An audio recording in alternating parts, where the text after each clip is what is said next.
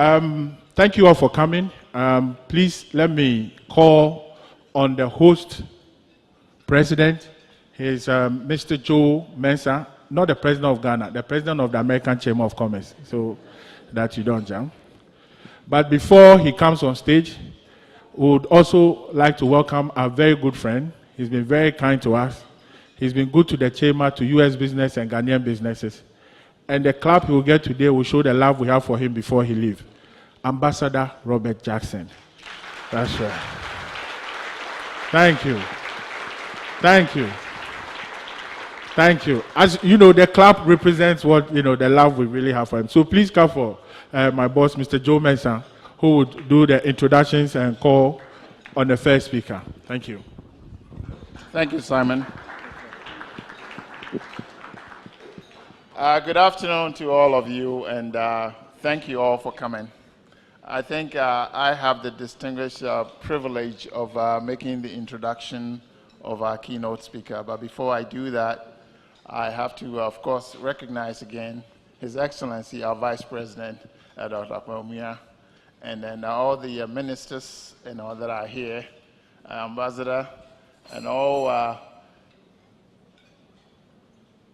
state protocol, like the Nigerians would say, all protocols observed. I was going to read about the background of Secretary Ross, but you have brochure sitting on your table on page 14. It's detailed out there, and it's a man who wants brevity. So I decided to take the opportunity to put a lot of color on it. And that is, this is a man that yesterday when the ambassador was speaking, introduced him as the principal voice on the table in America who talks about finance and commerce. And he's a voice of reason on current administration that we have in the US today. I take particular pride in introducing him because he is a Yale graduate. And that's where I went to school. And I look at him and I say, wow, I went to Yale undergraduate and I also went to Yale School of Management. He went to Yale undergraduate and he's on advisory board on the School of Management. And he has really done so much in helping that institution. And I always make a statement that there's a character to every institution that comes with age. And Secretary Ross has been an individual who has been sought after in many countries. He's a philanthropist, and he just gives and gives and gives and gives. And we are so privileged to have him here today because of all the experience and the portfolio that he carries. Coming into our space here, he is the highest ranking official in the US government, number of years, to be visiting this place. So it is a privilege. He has a wealth of wisdom, and we would definitely take a lot of pride in what he can do for us. And he's also told me that we need to extend and take advantage of what he can provide. So without further ado, and reading a whole litany of his, so many years of experiences that he's clocked around the globe, I will stop here and introduce Secretary Ross to give us the keynote address.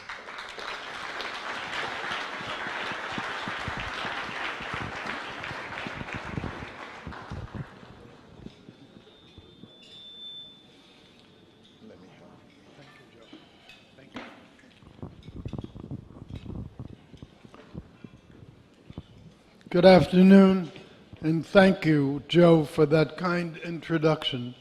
What he left out is this is the first country I've ever visited where my name was changed.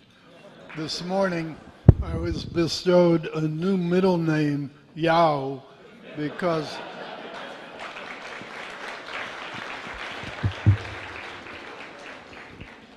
as best I can remember it, I was born on Thursday, but it's so many years ago, I may be off by a day or two, so that may have to be modified again.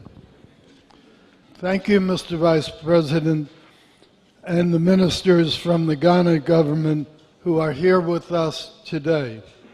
And a special thank you to the American Chamber of for hosting leaders from the Ghana government and the business community, along with your own members and guests.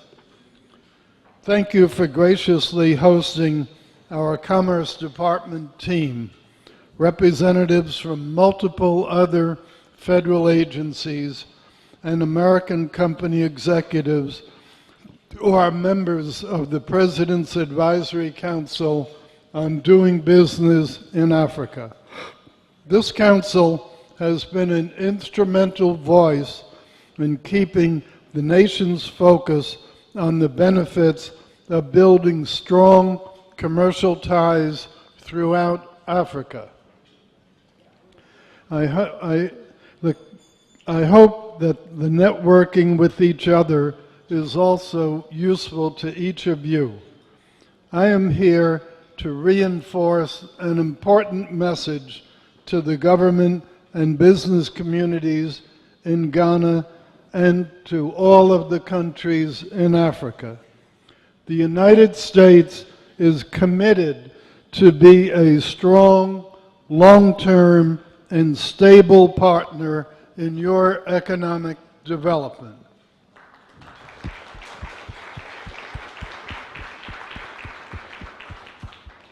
We want to see all of the governments in Africa improve their business climates, grow digital economies, and create internationally competitive and productive agricultural, healthcare, energy, manufacturing, and service sectors. Strong economic growth leads to strong societies. We understand the importance of Africa's 1.3 billion people. And they're very, very important to the global economy. And as you can see, Visa is now wheeling in a commercial trying to solicit your business. I don't know why they chose that particular moment to come in. We are taking a whole of government approach to significantly deepen our commercial engagements with Africa, and we hope to create new pathways for long-term trade and economic partnerships. As I mentioned, within our delegation, there are executives from more than 20 leading American companies. The delegation also includes leaders from virtually every government agency involved in Africa. These include, in addition to the Department of Commerce, the State Department, the Treasury Department, and there are also officials from the National Security Council, the U.S. Agency for International Development, the U.S. Trade and Development Agency, the Millennial Challenge Corporation, and U.S. Africa Development Foundation. They are all here to demonstrate their support for what's going on in Ghana and in Africa. These agencies are committing more than $5.4 billion to expand commercial ties to the 4 countries visited on this trip: Ghana, Ethiopia, Kenya, and Cote d'Ivoire. There are more than 60 people from the United States in our group. And during the delegation's travels, the U.S. Department of Commerce has established government-to-government Memoranda of Understanding, MOUs, with Ghana naturally, also with Ethiopia and Kenya. The new MOU with Ghana is relatively unique for such a document in that it provides for every 6 months for there to be a review of both parties' performance relative to the objectives set forth in the MOU. Those of you who have seen other MOUs know this is a novel feature and I think one that will redound to the benefit of both countries.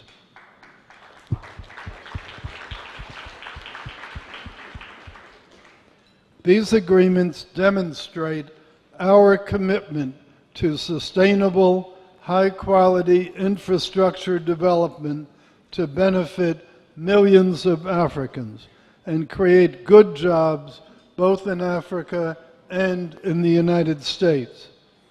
High-quality infrastructure provided by U.S. firms will serve as a firm foundation for Ghanaian economic growth and prosperity. It can help speed the development, it can help speed the achievement of the visionary Ghana Beyond Aid strategy. And I can't emphasize how much changing just aid to trade will impact this country and all of its citizens. We are here to expand trade and investment, and to do so without the abusive practices of some of our trading competitors. In order to protect the guilty, I will not name them. We do not seek to exploit the region's natural resources, and we will not leave African nations despoiled and with unhealthy levels of debt. In the short run, countries might seem to benefit from such tactics, but over the longer term, these practices hemorrhage wealth and breed contempt and corruption. We have no intention of working in such a manner. None. When Americans build something, it will last for decades, not just a few months or years. In fact,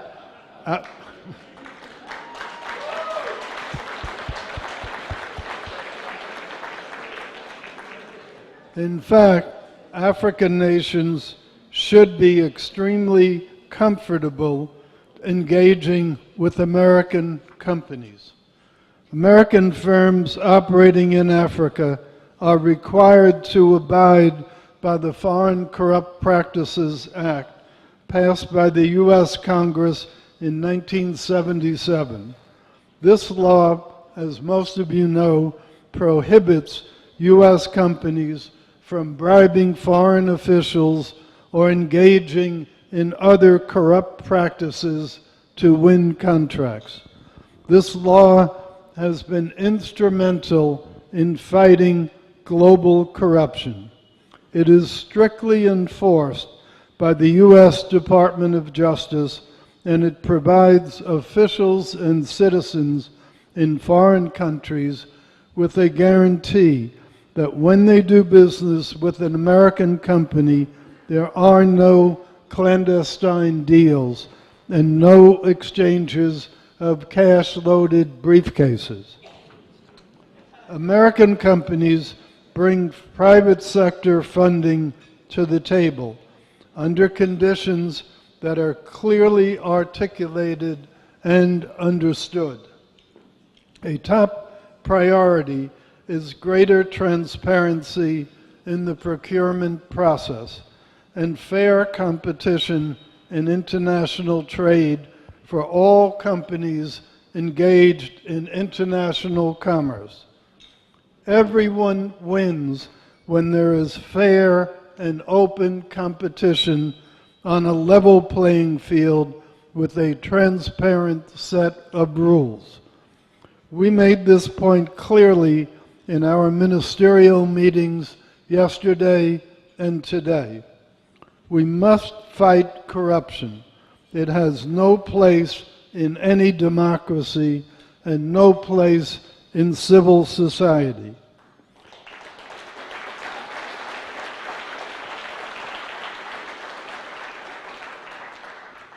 Ghana already has started by appointing a special prosecutor from, get this, the opposition party. That's a very brave step. And it proves the determination of this government to clean up the situation. I very much applaud them for doing that.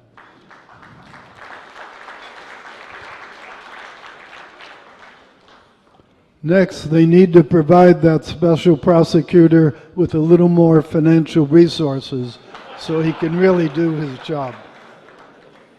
Our delegation to Africa has also been charged by President Trump to provide him with recommendations on how to increase the number of American firms doing business in Africa. The PAC DBIA members here that are among you, myself included, are in fact on a fact-finding mission. Best practices and opportunities will be shared by us with U.S. companies that are considering or should be considering establishing operations in Africa.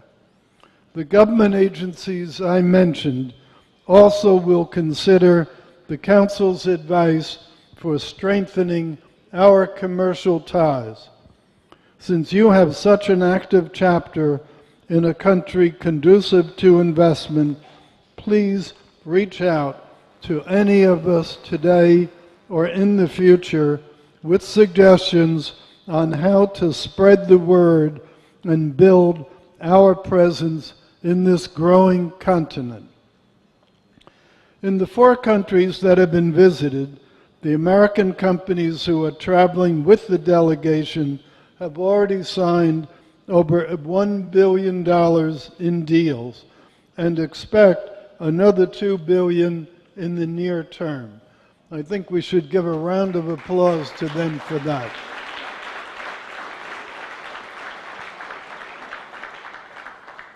It is an indication of how the United States is moving from an aid-based relationship with African countries to long-term trade partnerships.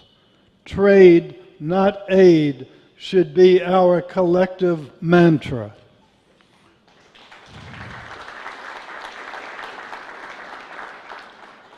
This is already happening in Ghana with your government's Ghana Beyond Aid campaign and your willingness to attract foreign direct investment.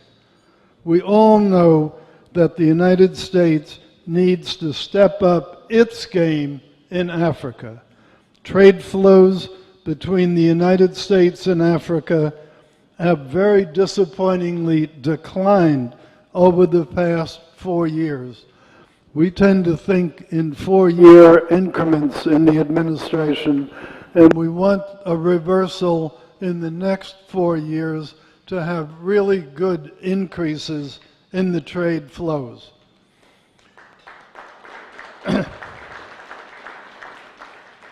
U.S. exports to Africa in 2017 were only $22 billion, a little more than half of what they were in 2014. That year, they reached $38 billion. The biggest declines were in civilian aircraft and engines, petroleum and light oils, passenger vehicles, gas turbines, and generator sets. U.S. imports from Africa fell over the same period by nearly 1/3 to $25 billion before recovering to $33 billion last year. However, these levels are far below the recent high of $113 billion in 2008. Less than 1% of U.S. global exports went last year to countries in Africa. That's the lowest percentage of any region in the world. And it's an embarrassment to our business sector, an embarrassment to our government. There are some reasons for it. Failure of some African countries to implement fully the trade facilitation agreement is certainly a part of the problem. But despite the declines in trade, many U.S. companies have maintained operations in Africa. And in fact, they are eager to expand, so long as the conditions are right. Just as the United States has had to address its own structural barriers to growth, its formerly high tax rates, and the excessive local content and other regulations, African nations must do the same. We must encourage governments to address burdensome bureaucracies, ambiguous property laws, unreliable power systems, unskilled workforces, and procurement systems that are opaque and don't pay for services rendered. As we see the hard work taking place in Ghana to improve conditions for business, for investment, and for workforce development, we applaud your efforts. The national identity card that's gradually being introduced will take care of some of the problems, one of them being the very low percentage of the population that pays any taxes at all. We applaud that effort. That's a good step toward modernization.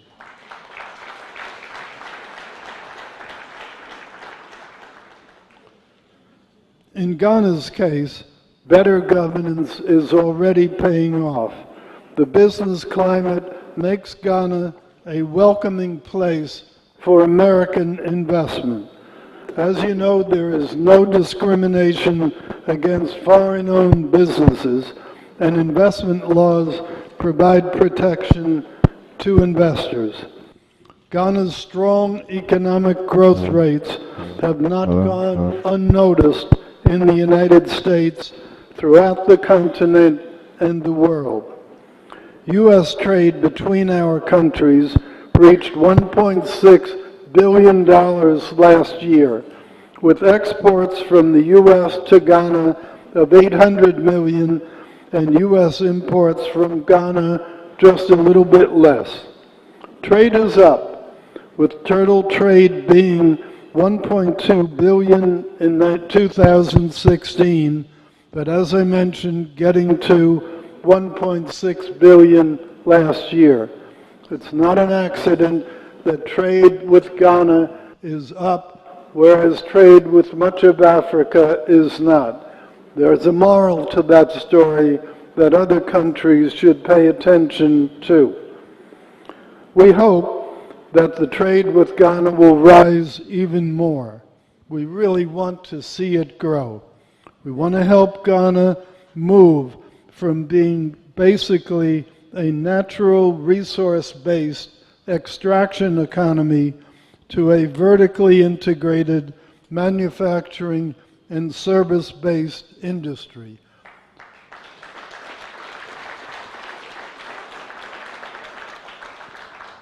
One factory, one region is a good start in that direction.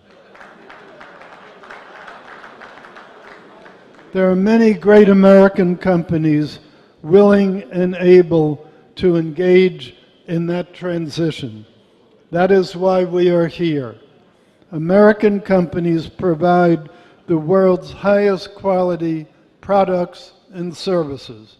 They are great partners. It is a pleasure to be here with them and with you. Thank you for the long-standing friendships that exist between America and your great nation, and may we all prosper together. Thank you.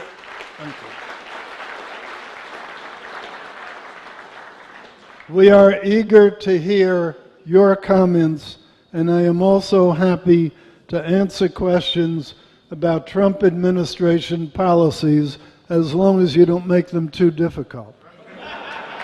Thank you.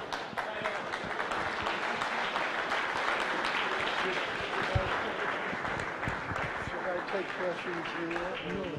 Do you want to take the questions right now? Please put your hands together once again for Secretary Ross.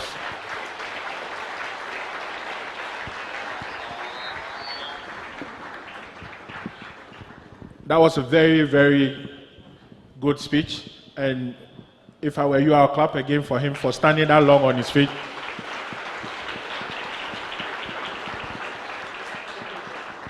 And for being that bold to ask for questions.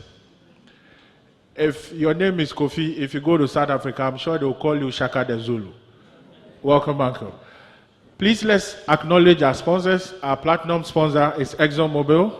Our gold sponsors, please clap for them. Clap for them. Without them, we won't have the meal. Clap for them. Our gold sponsors are Visa, not the one that you take to the US. I said in the morning. Are they here with us? Please put your hands together for them. It's a payment platform, Visa. Progress Rail, the American railways. In Nigeria, we say railway. Where are they? Please put your hands together for them. They are gold sponsors. Standard Chartered Bank. Thank you. Please put your hands together for them. And of course, the biggest investor in Ghana right now, Newmont Ghana Gold. Those are gold sponsors, please. Thank you. Our silver sponsors, that include Pricewaterhouse. Where's Mr. Vish? Mr. Vish, thank you very much. Your sponsorship was very good for us. Thank you. And Enterprise Group, Mr. Kelly Gajepo. Did he step out? Please clap for Enterprise Group. So our silver sponsors. Apollonia City, Rendezvous, if you need a house. Where's Bright? Thank you for sponsoring. And Conship Ghana Limited. Thank you very much. And of course, you know, the president of the American Chamber in his business, Cosmos, for sponsoring. Please clap for him. Thank you very much, Uncle Joe, for sponsoring the event for us. So, ladies and gentlemen, it's time to hear from the Vice President. But before we bring the Vice President, let's welcome Randy Cruz, who is the Director and Venture Manager for ExxonMobil Ghana, to introduce the Vice President. And by the way, you should clap more for her because she only arrived this morning. 2 days, okay. She's trying to find a place to stay. She's hanging in. So please, Randy, please come on stage. Thank you. Oh, clap for her. She's climbing up. Your oil. Thank you. Well, thanks, everyone. Your Excellent Mahamadou Bawumia, Vice President of the Republic of Ghana, the Honorable Wilbur Smith, Secretary of Commerce of the United States of America, the Honorable Robert Jackson, Ambassador of the United States of America to Ghana, delegates of the President's Advisory Council on Doing Business in Africa, and distinguished guests. It's a pleasure to join you here today and this afternoon as we commemorate Secretary Ross's visit to Ghana and highlight the great opportunity available in this country. As you heard, I'm Randy Cruz. I am the recently named and appointed Director and Venture Manager of ExxonMobil's anticipated operations in Ghana. I really look forward to getting to know, if not all of you, some of you, as my husband John and I settle into Accra. Like was mentioned, we literally arrived a few days ago, but through my previous travel and what we've experienced this week, and being less than a week here, I can sense there is a vibrancy and opportunity in this country and what the country has to offer, and I'm looking forward to experience that and be helping contribute to that. I've had a great opportunity to meet and also to get to know Ambassador Jackson.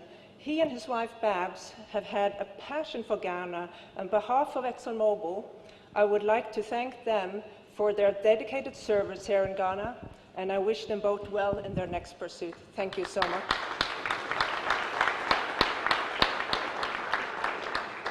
Well, this afternoon, I have the honor of introducing a leader in Ghana, a leader who has championed progress and growth throughout his career. His Excellency, Mahamadou Bawumia, has brought a distinguished career in the private sector, as well as time in academia to bear in his position as Vice President of the Republic of Ghana. Much like our gathering today, a diversity of experiences, breadth of knowledge, and deep respect for the people of Ghana that's apparent in Vice President Bawumia's leadership. Driving growth in digital advancement is just one of the examples of his visions for Ghana. challenging the country's institutions to make banking services more accessible through mobile payment systems, and in the process, opening up countless opportunities for Ghanaians. In this spirit of entrepreneurship and foresight, I would encourage us all to rise to the example Vice President Bawumia has set as we work collectively to be a part of the solution. So without any further delay, I'm most humbled to welcome to the stage His Excellency Mahamudu Bawumia, Vice President of the Republic of Ghana.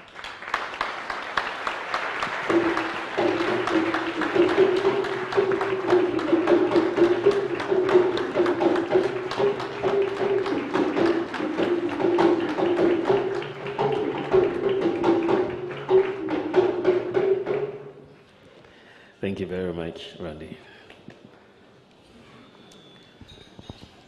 Wilbur Ross, U.S. Secretary for Commerce, Ministers of State, Minority Leader of our Parliament, Members of Parliament, His Excellency Robert Jackson, Ambassador of the U.S. to Ghana, Joe Mensah, President of the American Chamber of Commerce, Gilbert Kaplan, and the Secretary for International Trade, U.S. Department of Commerce, Captains of Industry, distinguished ladies and gentlemen. I welcome you all to the Made in U.S. Ghana Business Forum, and I count it a great honor to be the special guest of honor at this forum, and I want to extend a warm welcome to you, Secretary Ross, and your delegation to Ghana. We are honored by your presence here today. There are many other places you could have visited on the continent, but you chose Ghana, and we hopefully must be deserving of it. I am personally happy to see such a large number of businesses, both Ghanaian and US businesses, here at this forum. We've come a long way on the US-Ghana business relations. Nearly 3 decades ago, in 1989, the Association of American Business was founded in Ghana. This was followed nearly a decade later, in 1997, with the formal establishment of the American Chamber of Commerce, Ghana. Ghana has benefited from the activities of the Chamber, expanding the export market for Ghanaian products to the US. It has also assisted government agencies market the investment potential of Ghana.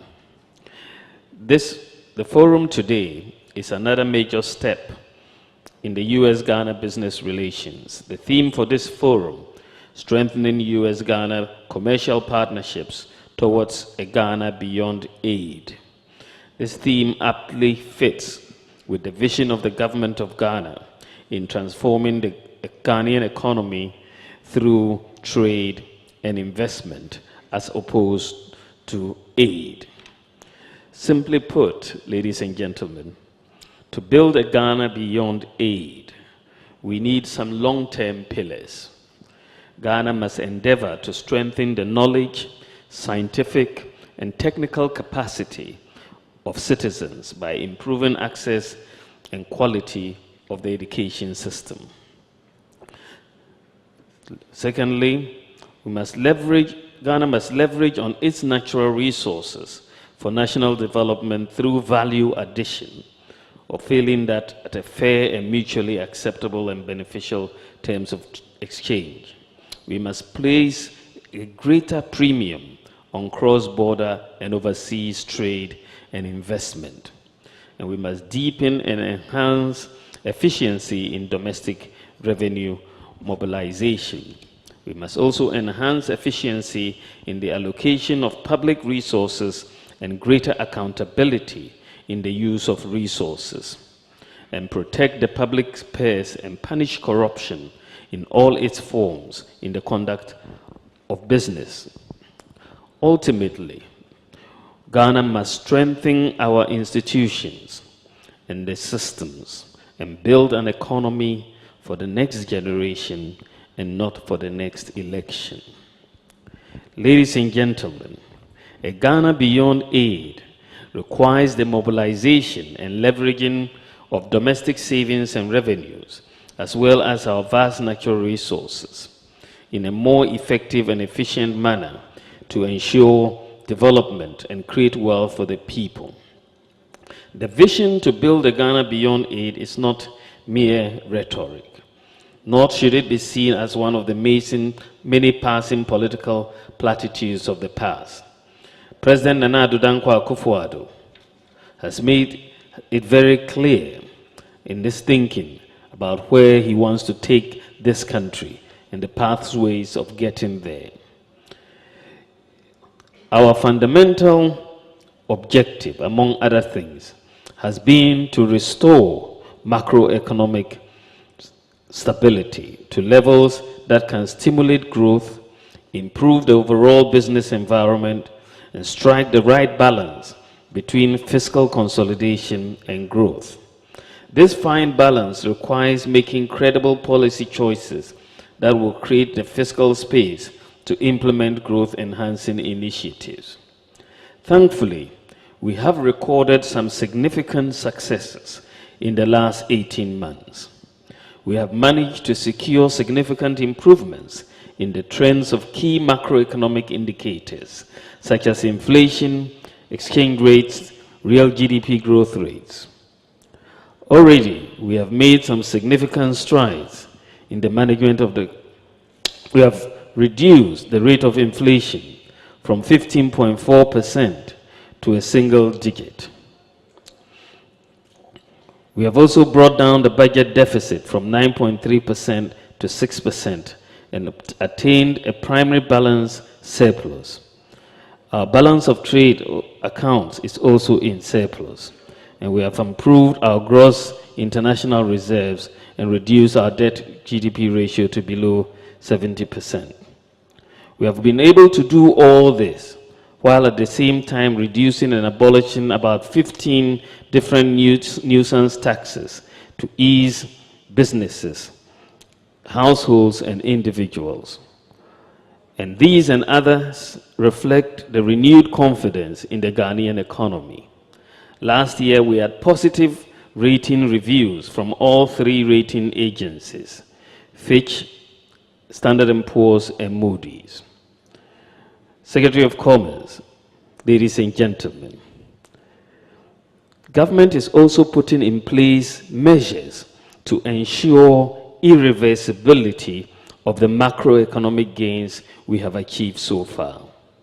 I understand that given the past history, the investor community has concerns about fiscal discipline post the conclusion of Ghana's IMF program. We are committed to maintaining fiscal discipline for our own sake. As a result, as we have stated before we came into government, we are going to implement structural measures to tackle some of the long-term structural issues. These include a new law, a fiscal responsibility law, to cap the budget deficit at 5% of GDP for a fiscal year from 2019 going forward, along with limits.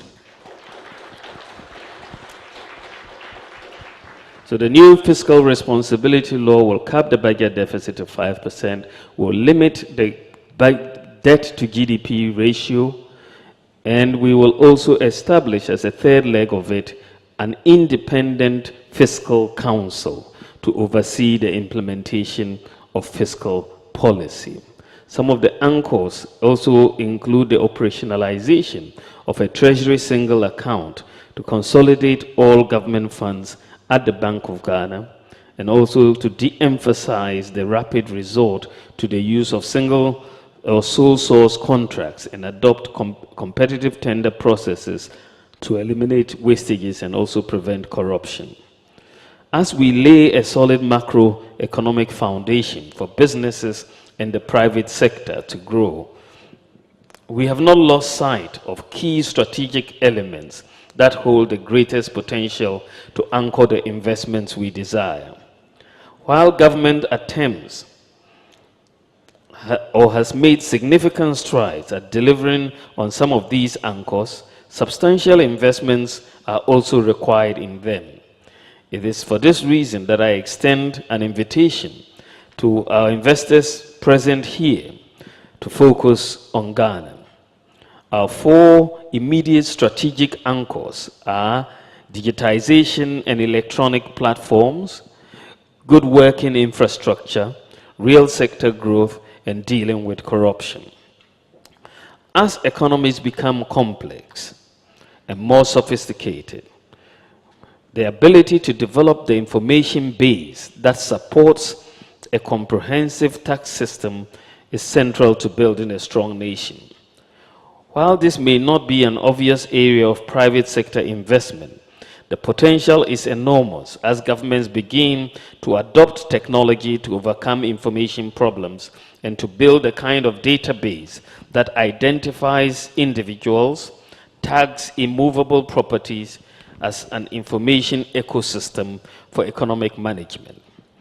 Our government has, since coming into office, pursued a deliberate path of building institutional reforms through digitization and the use of electronic platforms. First, we launched the process of business online registration, certification of businesses, and license renewals. Last month, we began the issuance of a national identity card called the Ghana Card. This is a biometric card with your fingerprints and your iris. Among other things, the Ghana Card will make it easy for identification and traceability of all Ghanaians and resident foreigners. Unique identification of Ghanaians, along with the digital address system, will enhance the efficiency of the economy, tax collection, compliance with laws, and also facilitate the establishment of Credit Referencing Bureau with its concomitant effects on the cost of credit. Last year, we introduced a digital address system with unique postal codes for every 5 by 5 meter location within Ghana. This is managed by the Ghana Post Office and will allow easy location of addresses as well as the delivery of goods and services across the country. It will also facilitate e-commerce. We are bringing about efficiency at our ports to facilitate trade through a paperless process of doing business at the ports. The implementation of the paperless system has significantly improved the efficiency and turnaround time for the clearing of goods at the ports. Currently, about 43% of importers are able to clear their goods in 24 hours, and 70% are able to do the same in 72 hours. And we are hoping to get these numbers significantly improved as we proceed. We have also launched the mobile money payments interoperability system, and we did so a few weeks ago. And this operates in a financial inclusion triangle, allowing the transfer of funds from mobile money accounts to bank accounts, and from mobile or bank accounts to e-switch accounts. We've already seen significant improvements in the velocity of money via the interoperability system and the volumes of such transactions.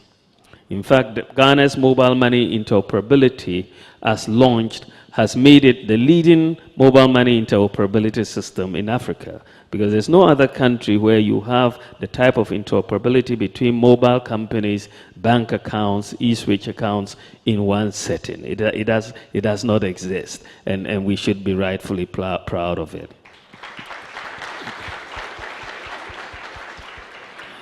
The mobile money interoperability, along with the real-time gross settlement system, automated clearinghouse for direct debits and credits, instant pay, e-switch, biometric smart card, code line check truncation, and the national switch, the GH-Link, has made Ghana's payment system architecture one of the most advanced in Africa.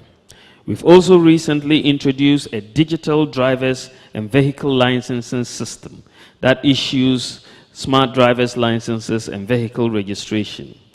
In the next few months, the DVLA, that's the Vehicle Licensing Agency, Authority, and the insurance companies will get on a new digital platform which will make it impossible to register a vehicle without insurance. I suppose this means more business for insurance companies.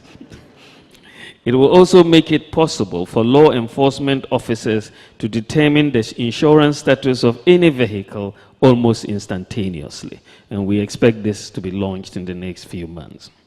We've also begun the process of digitizing all land records to make land searches, acquisition, and title registration hassle-free. In a recent visit to Silicon Valley, we came to understand that it would be very important in the process of digitizing the land registration process to actually apply blockchain technology so that we can lock in this title. And I think that IBM has offered to assist us in this direction. And so we are going to be moving to apply blockchain technology in this area. Building these types of information infrastructure, as we are doing, should help eliminate many bottlenecks and human interfaces, because human interfaces have a high significant positive correlation with corruption. So we want to save people from themselves. And so we will remove the human interfaces and allow the businesses to move rather smoothly. So because these interfaces impede easy access and acquisition of key documents required for smooth operations of businesses and investors. With governments around the world increasingly looking to the private sector to fund new infrastructure investment, infrastructure development is presenting attractive opportunities for investors. For us in Ghana, public-private partnerships are emerging vehicles of investment in urban infrastructure such as power generation, transmission and distribution, urban water systems, housing and transportation, both rail and vehicular.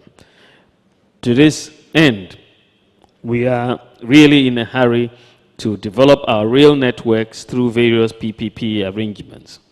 Central to the plans for growing the rail sector of the Ghanaian economy is value addition to our agricultural commodities and mineral resources. Relying on the exports of raw cocoa beans and unprocessed minerals has not been very beneficial in stimulating growth and other wide-ranging job creation opportunities. Rather, that strategy has made our economy more and more vulnerable and dependent on the fluctuations in global commodity trends. Our periodic growth spurts, when commodity prices are on the uptick, is not the way to build a resilient economy, especially when that growth is not accompanied by job creation. Ghana Beyond Aid requires us building a resilient economy that provides opportunities for job creation. We believe that adding value to our raw materials will yield substantial benefits. For example, Ghana has some of the richest bauxite deposits in the world. At a production rate of about 10 million metric tons of alumina annually, production could last well over 50 years. This would create potentially one of the single largest alumina industries in Africa after Guinea, with a huge positive job impact. In fact, we have begun the process of establishing an integrated aluminium industry through a joint venture process to enable us develop critical growth-enhancing physical infrastructure while adding value to our mineral resources. We are almost at the end of establishing a government holding company by the name of the Ghana Integrated Bauxite and Aluminum Development Authority. And this company will be entrusted with the responsibility of entering into joint ventures with other companies. And I understand from Secretary Ross that the U.S. has many good companies in the area of aluminum and bauxite, and we look forward to engaging with them as we try to select a partner in this process. Guided by the benefits of diversification, our industrialization drive is not limited to the extractive sectors. We have also launched the One District, One Factory initiative to mark a new dawn of the Ghanaian indigenous business promotion aimed at adding value to our raw materials, creating jobs, and stimulating local level economies for the benefit of all citizens. We welcome both foreign and local investor participation in this enterprise as well. Ladies and gentlemen, for many countries, including Ghana, corruption has become a curse that afflicts many. In fact, it is said that the worst disease in the world today is corruption. And there is a cure, and that is transparency and accountability. Between the rise and fall of many nations is the bridge called corruption. Ghana has taken cognizance of the mistakes of others, and since coming into office, the president, Nana Addo Dankwa Akufo-Addo, has deployed some bold initiatives aimed at curbing the corruption menace. The establishment of the Office of the Special Prosecutor, backed by an Act of Parliament, says it all. This month, Cabinet has also given approval for the Right to Information Bill, which has been laid in Parliament, and we expect, by the grace of God, passage this month before Parliament rises. It is our hope that it will add an additional feather in our cap in the fight against corruption. And as Secretary Ross mentioned, the special prosecutor is not a member of government, is a member of the opposition, or was a member of the opposition. He's an equal opportunity of prosecutor, a rather scary fellow. And I think that it gives, his appointment gives instant credibility to his office, and I'm sure he will execute as the Ghanaian people demand in terms of issues of prosecution. One major milestone we have reached in the fight against corruption as a government is transparency in terms of good governance. In the oil and gas sector, for example, government has launched the Ghana Petroleum Register in February this year. The register contains petroleum agreements and permits which have been published online. All 17 active petroleum agreements have been published. This makes Ghana one of the leading examples in Africa in resource contract transparency. It is also a demonstration by the President to fight corruption in the oil and gas industry as well. In recognition of the capacity and skills gap in the oil and gas industry, government has launched an accelerated oil and gas capacity program, the fulfillment of the government's promise to train the Ghanaian youth in various skills, including professional welding, mechanics, and engineering, and to position them to play frontline roles in the oil industry. Our strategy for the upstream oil industry is aggressive exploration. This is aimed at reviving the industry and to accelerate discoveries to replace depleting reserves from our current oil and gas producing fields. The government will therefore embark on Ghana's first bidding later this year to allocate oil blocks to competent companies in our offshore basins. The GNPC, our National Oil Petroleum Corporation, is also actively undertaking seismic work on the onshore Voltaire Basin, and these efforts will ensure the revival of the oil industry. Over the past 18 months, we have built a solid foundation for the economy, with still more to be done, and laid the benign business environment for our businesses to thrive. Government has followed through diligent processes on the back of solid foundations for the implementation of our flagship initiatives, which are equally open to investor participation. Our Planting for Food and Jobs policy in agriculture has focused on the production of maize, pepper, and other crops. There are opportunities here for investments in the collaboration with commercial and mechanized farming with Ghanaian farmers for cash crops in arable fields of the central and northern belts of Ghana for exports. The One District, One Factory program is aimed at establishing at least one factory in each of the 254 districts of Ghana as a means to creating economic growth poles that will accelerate the development of those areas and create jobs for the teeming youth. The policy aims to transform the structure of the economy from one dependent on production and export of raw materials to a value-based, value-added industrialized economy driven primarily by the private sector. And I invite you to look at this. There is room for investments in exploration, development, and production of minerals in Ghana. There are still opportunities for investment in this mining sector as the country still has considerable deposits of gold, diamond, bauxite, basalts, dolomites, micas, gypsum, marble, and phosphates. The digitization agenda I spoke about earlier also has a lot of opportunities, investment opportunities for the private sector. Ghana also has a lot of tourist sites, and this opens doors for investments in ecotourism. A major area of interest I invite our business friends here to consider is the Marine Drive Tourism Investment Project, which seeks to develop an entire stretch of land containing the Marine Drive, which is approximately 241 acres of land, into a world-class tourism enclave to meet the needs of business and leisure tourists.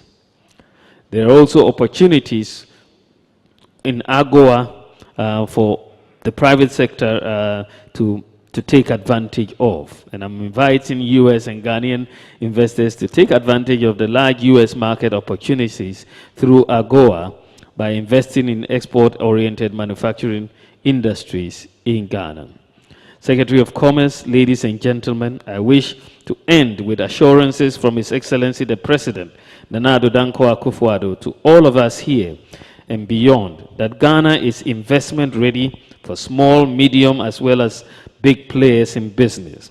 I encourage the participants to explore and turn potentials into opportunities and opportunities into concrete businesses. I thank you for your attention.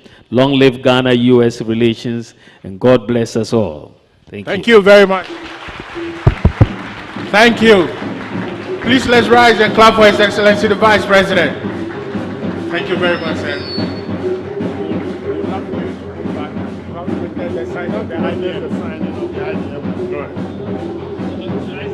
Yes, sir. All right. Thank you. Please put your hands together for him again.